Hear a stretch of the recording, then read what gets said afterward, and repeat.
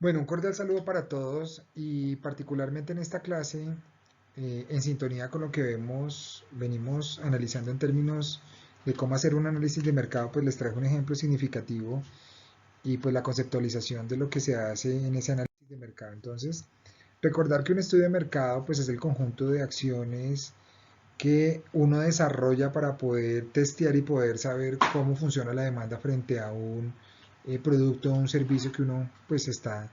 queriendo comercializar. Entonces, normalmente ese estudio de mercado se compone de cuatro ejes. Uno es lograr proyectar la demanda, hacer la proyección de la demanda. Ahorita vamos a ver cómo se realiza esto. Segundo, analizar la competencia y en términos de análisis de competencia, saber cuáles son mis rivales y qué tanta facilidad voy a tener para poder ofrecer mi producto y para que sea demandado. El tercero, el precio de venta, es clave porque normalmente en esos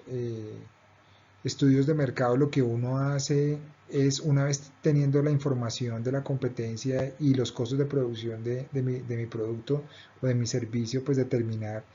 si mi estrategia competitiva va a estar dada por el precio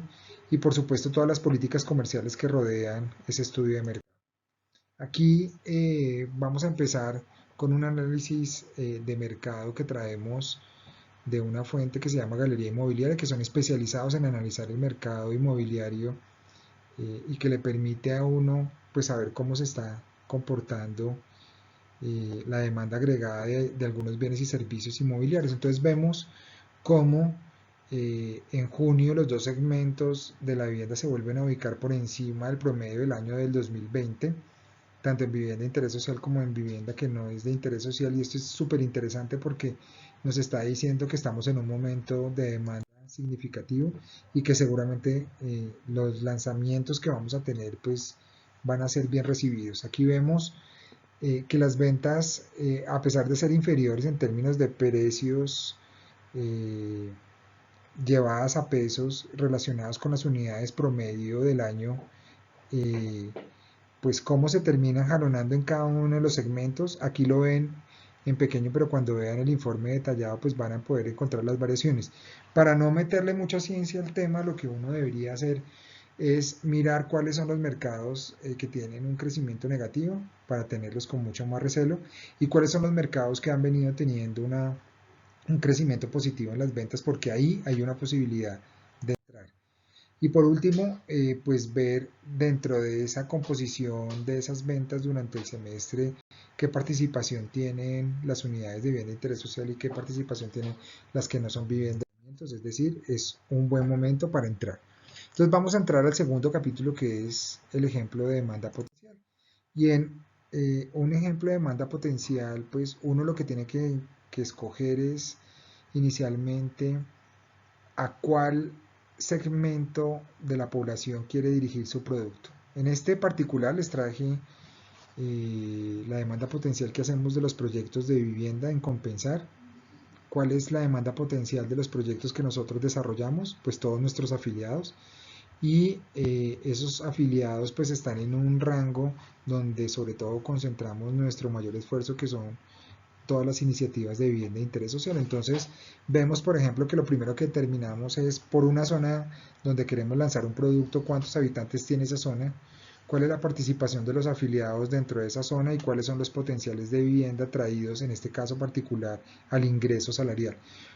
Esto simplemente para decirles que en cualquier análisis de demanda potencial lo que uno tiene que hacer es encontrar cuál es su nicho de mercado, sobre ese nicho de mercado segmentarlo mucho más determinado por las variables del producto o servicio que estoy ofreciendo y llevarlos a un potencial que son esas personas que seguramente cuentan con una o dos variables que van a tener mayor éxito de demanda sobre los productos que yo estoy ofreciendo.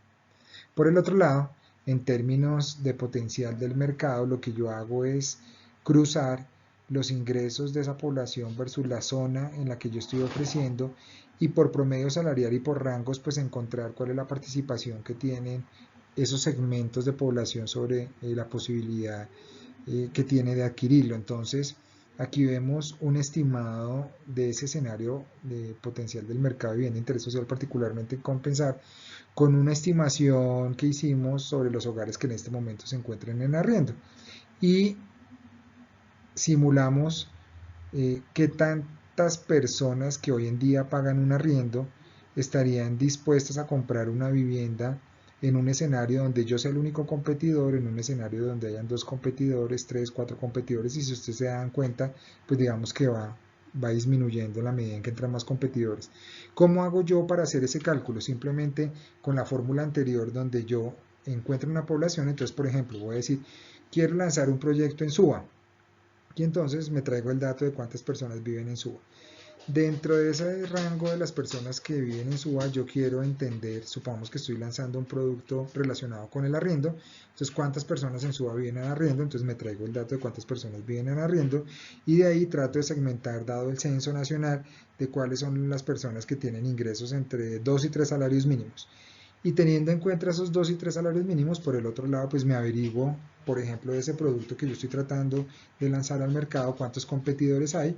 y lo que hago es dividir el mercado por esa población que yo he focalizado con esas tres variables y de ahí encuentro un potencial. Después le añado una variable y es, por ejemplo, lo hago mucho más ácido y me concentro en un rango salarial, como lo vemos aquí en los ingresos, que solamente me estoy centrando en los que están entre 1 y 2 salarios mínimos y de ahí lo exporto al escenario con competidores y logro hacer una estimación de cuál es mi potencial de mercado. En términos de competencia, normalmente lo que se hace es lo que los vendedores llaman maletear, es decir, buscar información a través de medios de comunicación o muchas veces caminando de cuál es el comportamiento de mi competencia. Esto, más allá de leer el detalle, lo que está diciendo es cómo funciona la competencia, por ejemplo, en Cajicá, porque yo estoy pensando en lanzar un proyecto en Cajicá y entonces me trae el nombre del proyecto, quién lo vende, cuál es la dirección, cuál es el valor promedio de la oferta de metro cuadrado de esos proyectos, cómo obtengo esto yo. Por ejemplo, en las revistas especializadas de venta de vivienda, pues cojo todo lo que tenga que ver con proyectos de Cajicá, empiezo a saber cuál es el precio de venta y los metros cuadrados que ofrecen, que normalmente lo ponen desde tantos metros cuadrados, y la correlación entre ese precio y esos metros cuadrados, pues me saca el valor unitario por metro cuadrado. Y entonces aquí claramente yo veo que hay proyectos desde 2.400.000 pesos hasta 4.300.000. ¿Qué me está diciendo esto? Pues inicialmente que si yo saco un proyecto donde el valor de metro cuadrado es de 7 millones, pues no me lo van a comprar. Segundo, que si yo saco un proyecto de 1.000.000 de pesos metro cuadrado, pues voy a ser totalmente exitoso, pero pues como la determinación del precio también está condicionada por los costos de ese producto o de ese servicio, pues hay que saber hasta dónde puedo llegar yo en esa determinación del precio. Pero por otro lado, vamos a ver cuántas unidades se lanzan y cuál es la relación y la rotación del inventario por trimestre. Ustedes ven aquí en esta franja cuál es la constructora, cuál es el proyecto que más vende y curiosamente no es el de menor precio. Ustedes ven aquí un proyecto que tiene una rotación de 9 unidades, pero aquí lo estamos comparando con un proyecto que tiene una rotación de 59 unidades. Si uno se centra en esta fila, donde hay una diferencia en valor de metro cuadrado de 1.000.000 de pesos, entonces trata de entender por qué esto rota tan bien y por qué tiene un diferencial versus al otro que tiene un valor de metro cuadrado diferente. Y aquí en este detalle, pues entonces uno empieza a encontrar, no, lo que pasa es que definitivamente en este mercado a las personas les gustan más los apartamentos de 2 alcobas que de 3, o lo venden con acabados o sin acabados, o son proyectos que tienen zonas verdes o que no tienen zonas verdes. Y de esa misma manera, pues uno hace el comportamiento de la competencia para cada uno de los proyectos dependiendo donde lo esté ubicando y en la medida en que quiera profundizar en ese conocimiento, pues lo que trata es de hacer una relatoría, digamos que mucho más precisa y más detallada de cuáles son los valores que ofrece ese proyecto versus su competencia. Aquí vemos, por ejemplo, un comportamiento de esa competencia donde encontramos los dos extremos con unas rotaciones de 64 unidades y otra con unas rotaciones negativas, es decir, que llevan con esas unidades parqueadas más de 12 meses y entonces uno dice, bueno, pero si están ubicados más o menos parecido, el precio es más o menos parecido, este se vende en 133 millones y esto en 147 millones, porque uno se vende y el otro no se vende. Seguramente estos 10 millones de diferencia, que en últimas no son el diferencial por metro cuadrado, si ustedes ven el precio por metro cuadrado es el mismo, pues está sacando a algunas personas que no alcanzan a llegar a hacer el cierre financiero para estos 147 millones y concentra la demanda en las personas que, pues, que sí pueden definitivamente comprar ese precio. Estos análisis de competencia le permiten a uno entender en qué mercado se está moviendo y cuáles son las variables que son determinantes para esos compradores y para esa demanda agregada. Aquí vemos entonces, por ejemplo, estudios de comportamiento de eh, ciudades intermedias y lo mismo, vemos, digamos que en todos esos tipos de análisis que lo que uno está tratando de reflejar son precios unitarios de metro cuadrado, precios de venta y correlación con rotaciones durante un periodo determinado, más unidades disponibles y unidades vendidas. Entonces quería traerles estos ejemplos en términos de competencia para que ustedes vean que sí o sí, independientemente cuál es el bien o el servicio que uno pues esté ofreciendo a su mercado, pues es muy importante encontrar cómo se mueve pues, la competencia versus el producto que uno está desarrollando.